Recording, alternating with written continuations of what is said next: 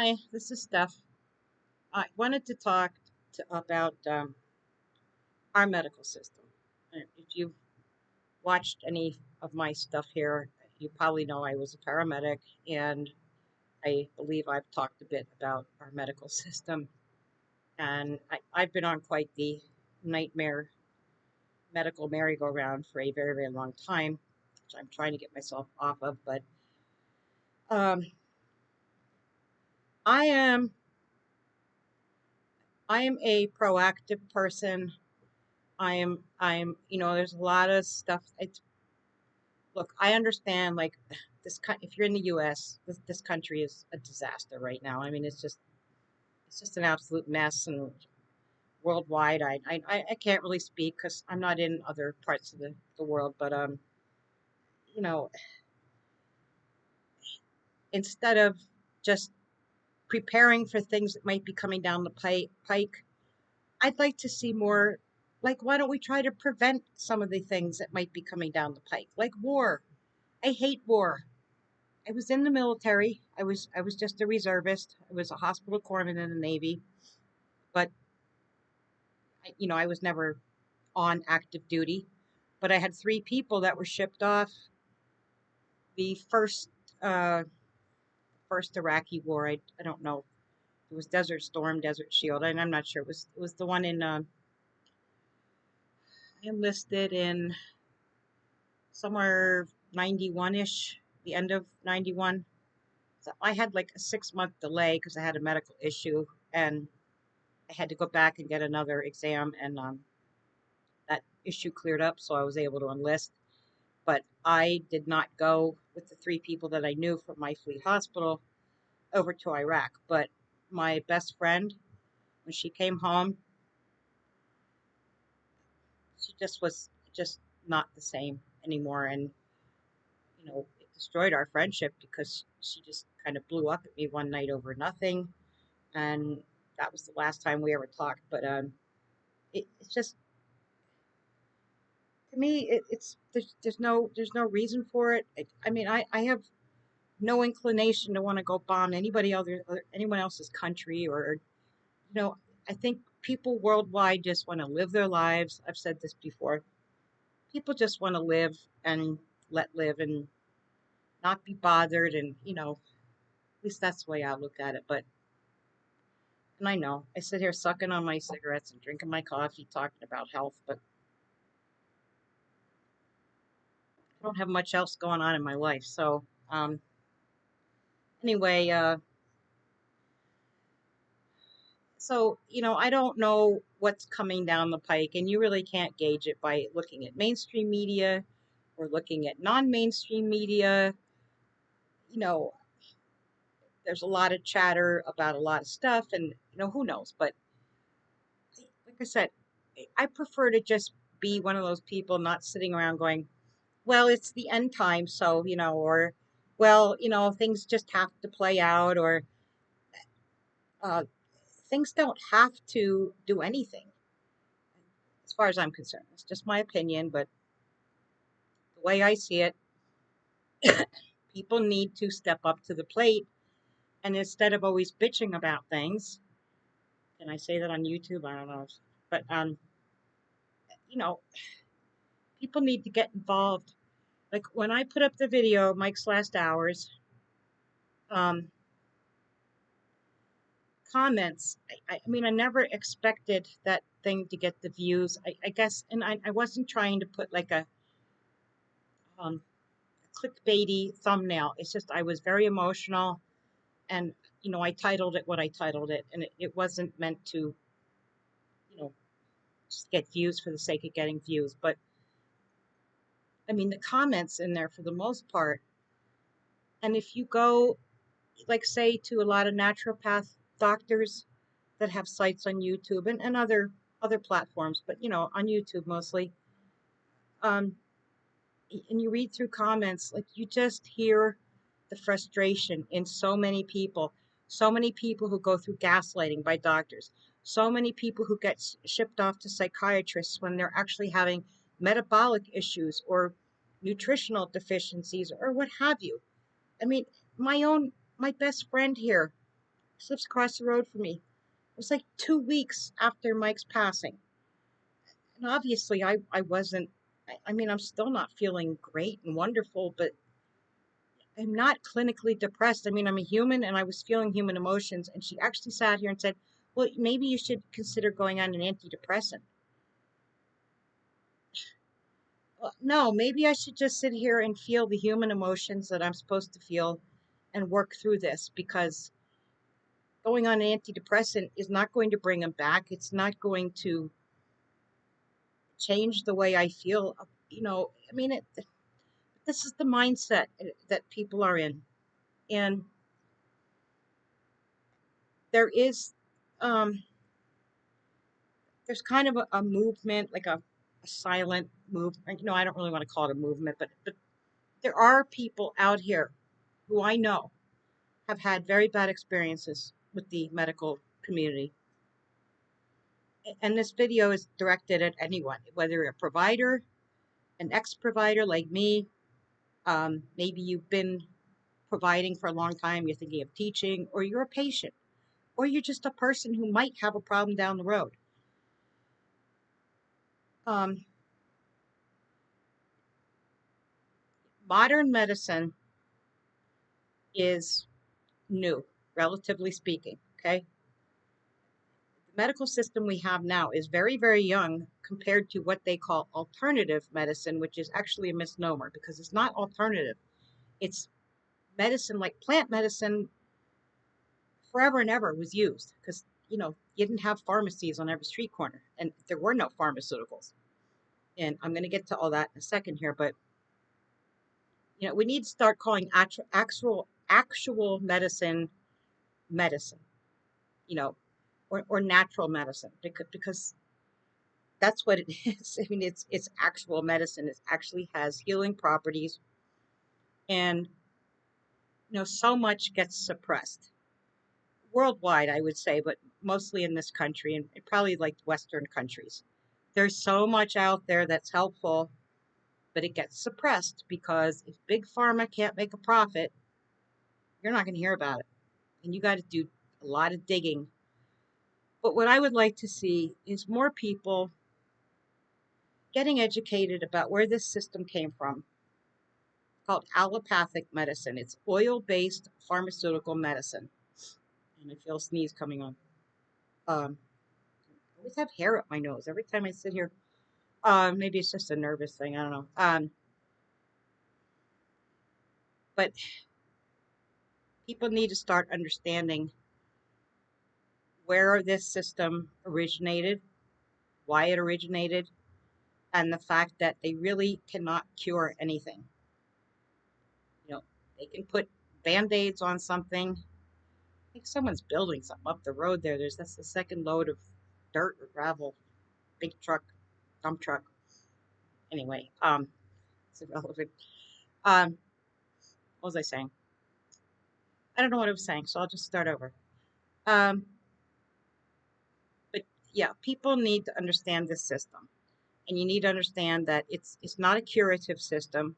It's not a system that's looking to get to the root cause of anything. It's just a system to make money off you, basically keep you well enough to keep coming back, and that you don't, pass on, and sick enough that you need to keep coming back. And it's a merry-go-round, and you never get off of it unless you take the bull by the horns and start researching, start taking responsibility for yourself and your own health. And I'm still involved with regular MDs. I have to be. I just had an MRI on my head, and apparently the tumor in my head has possibly gotten bigger. I don't know, because it was a different. This is how ridiculous things are. They called me and said, "Well, we think it got bigger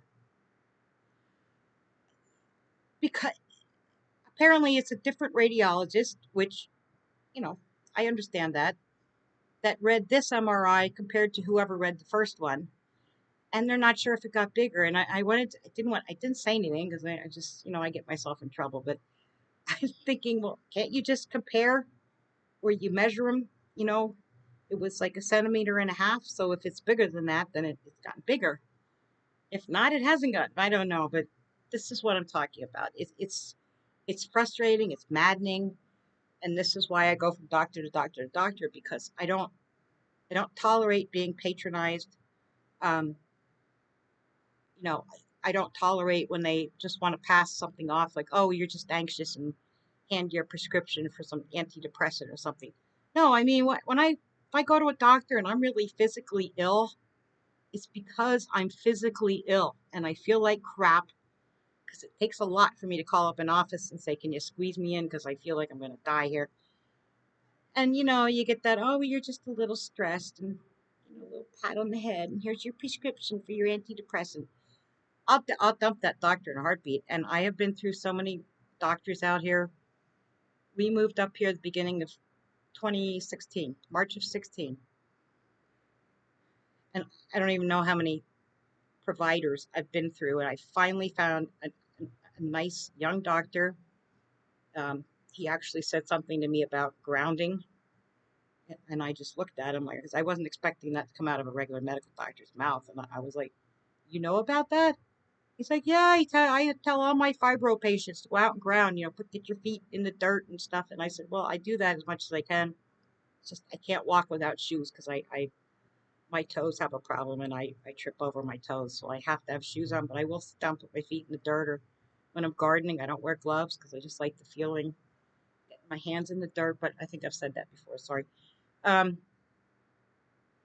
but this guy struck me as, he's very young, but he struck me as being very different from a lot of these other providers I've seen. And he said he was going to order tests, and boom, I mean, within a day or two, I had phone calls getting everything scheduled. And, I don't want to go through all this, but I need to know what's going on inside. I can't see inside. I know how I feel, and I know a lot of the stuff that's going on. Like, I have been incredibly dizzy, and I get like visual disturbances, and that could be any number of things. But, I don't know if it's coming from this thing in my head. I just don't have any way of knowing because I don't know what I don't know. But anyway, um, what I think we need to do is find a nice blending. And some doctors do this, integrative, I guess, or functional practitioners. I'm not really sure the difference, to be quite honest. But I know there are providers who will kind of blend allopathic with, naturopathy, or and then you have acupuncturists. You've got Chinese medicine, you've got Ayurvedic medicine, which is Hindu ancient medicine. Um, I mean, there's so many types of natural, actual medicine. But if I walk up on the highway and I get hit by a truck, I want to know that there's going to be a surgeon handy to, maybe screw me back together. I mean, unless, they run over my head or something and they have to get a shovel and scrape me up. That's a different thing. But, um, I mean, I'm not hoping that happens. I'm just saying if it would, yeah, I want to have a surgeon handy, or, in an emergency, I think certain drugs are handy, and then they help. I just don't like this culture where people think, they just want a quick fix. So it's easier to go to a doctor, get a prescription, and you don't have to worry about it because you don't have to take any responsibility. And the doctors either don't know what's wrong with you, and so they gaslight you, or they tell you, you're stressed or whatever, or they're more than happy to write you a prescription if they can. And that's basically our system. And I would like to see people take more responsibility for themselves. And it's a lot of hard work. I mean, researching, I've had my nose in the computer researching for years now. And I mean, one thing, I enjoy it, I find it fascinating, but it is a lot of work to actually take responsibility. I know, I mean, this new doctor just, I don't know how many times he pounded on me about smoking. And I'm like, one thing at a time, I'm still trying to cope with the loss of my other half here. It hasn't been that long, since September 17th. And, it's been very difficult. My neighbors still basically ignore me, and that's on them. That's no reflection on me. Um, but, uh, you know, just, I don't want to see like regular medicine just up and disappear. But they're trying to bring. I mean, they already work off algorithms, and they want to keep it integrating more and more AI, and it's going to get more and more impersonal. Um, it's just heading in a bad direction. So I don't want this to go on and on and on forever. But if you care to, I don't have. I wish I could post links below, but I can't do that with this um, Chromebook. It just there's a lot of stuff it just won't cooperate. It just won't do. But if you just get a pen and paper and write this stuff down. If you go to Tubi, I think it's Tubi.tv or Tubi TV. Just type in Flexner Report because I meant to write it down and I forgot. But it's a documentary about the Flexner Report, and I'm not going to get into that because if you watch the documentary, then you'll know what that is. But it is all about the founding of modern medicine by Rockefeller, who discovered oil here in Pennsylvania, not real far from where I'm at. I think out towards Pittsburgh. Then go to thecorbettreport.com. Now, I bought these, but they're on his website, James Corbett, Corbett, corbettreport.com. How big, I hope it's backwards for me, but it's how big oil conquered the world and why big oil conquered the world. And while you're there, if you want to watch some other interesting documentaries, these are also on his website. They're excellent. And then this next one's very intense. But if you really want to get into how they kind of engineer us into a lot of different things and different beliefs, this is Truth Stream Media, Aaron and Melissa Dykes. They are excellent. They've been on YouTube for like forever, and they are just excellent, excellent producers of content. But they did this documentary, The Minds of Men. It's on their channel, Truth Stream Media. Um, it's like about 4 hours long. So it's very intense. So you might want to just watch a short period, an hour, then watch another, or you can just sit and binge on it for like 4 hours. But it's very, very intense. This will explain a whole lot. Then I got notes here. I don't have the book to show you, but it's The Body Electric by Becker, and there's another co-author, and I don't know what his name is. I had to get the book from a library. I don't actually own it. But there's another book, at least one also called The Body Electric. But read that, The Body Electric, Becker and someone else, 2 authors. When you're done with that, read The Invisible Rainbow. It's Arthur Furstenberg.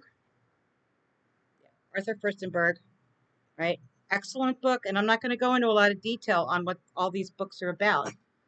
I don't like to just sit here and just basically give you all the information. I'm hoping to pique people's curiosity and, want to dive into this a little more.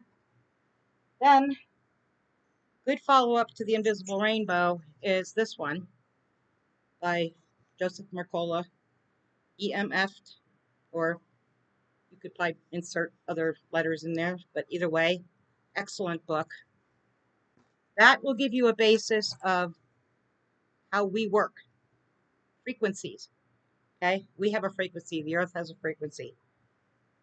And these other frequencies, Wi-Fi, cell phones, anything wireless, baby monitors, all that crap. That's what it is, crap. You need to learn this stuff. You need to learn not to put yourself in these toxic environments. Then I would ask that you read. Now, it's my understanding that somebody else put a book out, I guess with the same title. And I don't recall who they said authored it, but this is anonymous. Okay, I don't know. They put this book out for a reason under anonymous authors, but this is concerning these things and what you need to know about the so-called testing, science behind them, and so forth. Okay, turtles all the way down. All these books are on Amazon, or if you can get them at a library. Then this one, Butchered by Healthcare, Dr. Robert Yoho. He also writes on Substack. His page is called Surviving Healthcare. So I think it's survivinghealthcare.substack.com, or it would be drrobertyoho.substack. But if you just go to substack.com, type in either his name or Surviving Healthcare, you should be able to find it. And there are some other people on there. If you poke around on Substack, on the medical writers, there's some really good content in there. And last book I have here, Dr. Cowan, Thomas Cowan, Truth About Contagion. It's a very, very interesting book. And this ties into the EMF book, the Invisible Rainbow book, kind of brings you full circle. And I really hope that gets people, oh, and I just knocked everything off my table. I really hope that gets people questioning the paradigm that we're in with health and healthcare, modern medicine, big pharma. You know, the only way it's going to change is if we change it. You know, pharmaceutical companies aren't going to give up their massive profits. They're not going to stop being criminal organizations, which they are verifiably. Um, only way anything changes is when people get up and start changing things. You can sit around all day waiting for someone else to come in and save you. It's not going to happen.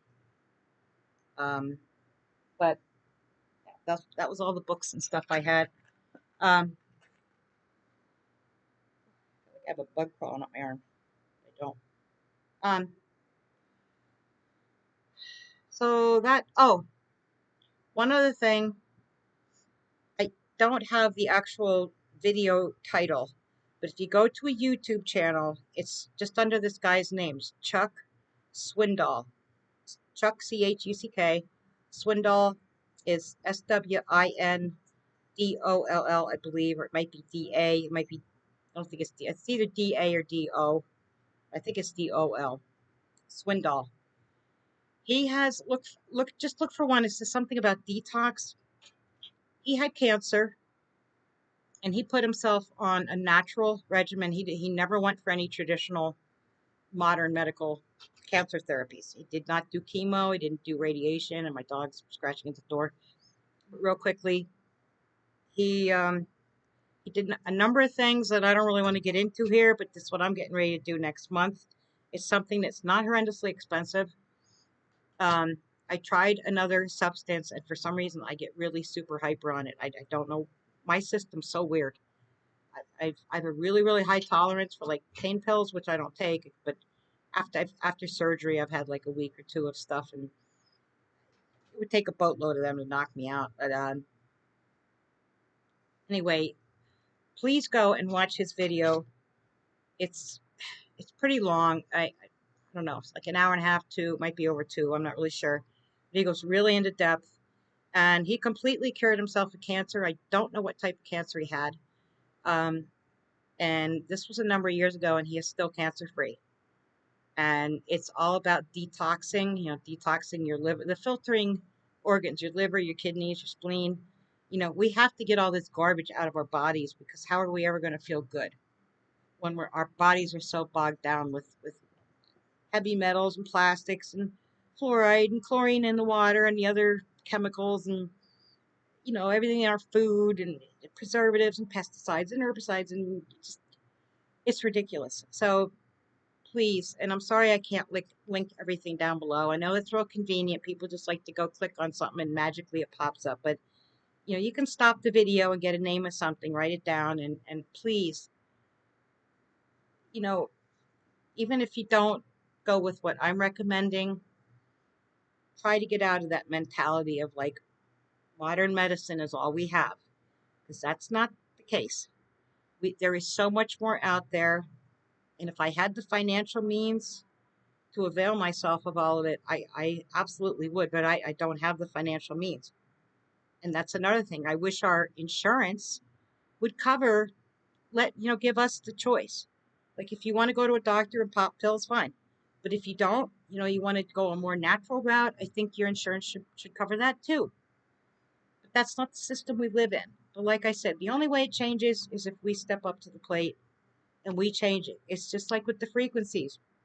You don't have to have Wi-Fi. My computer is hardwired with an Ethernet cord, and you have to buy an adapter to go into the computer. I don't sit in Wi-Fi. I can't tolerate it. You know, there are a lot of things that people can do. But, you have to know what you need to do first, and you need to understand that a lot of this stuff is very bad for you. They're not going to. The industry's not going to tell you that. So it's up to old Steph sitting in her living room with like I work her really hard around here. She's been out plowing the fields, and you know, she's just see. This is the stuff that keeps me happy. I don't have a whole lot. I have my coffee. I all I need is coffee and a dog and Mike back, but it's not going to be happening. But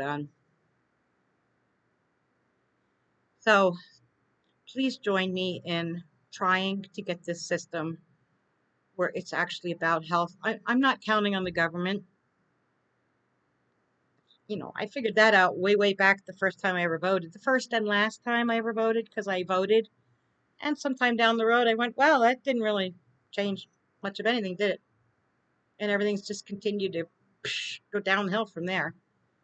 So if you're relying on certain person in office, certain person at the HHS now, they're all compromised.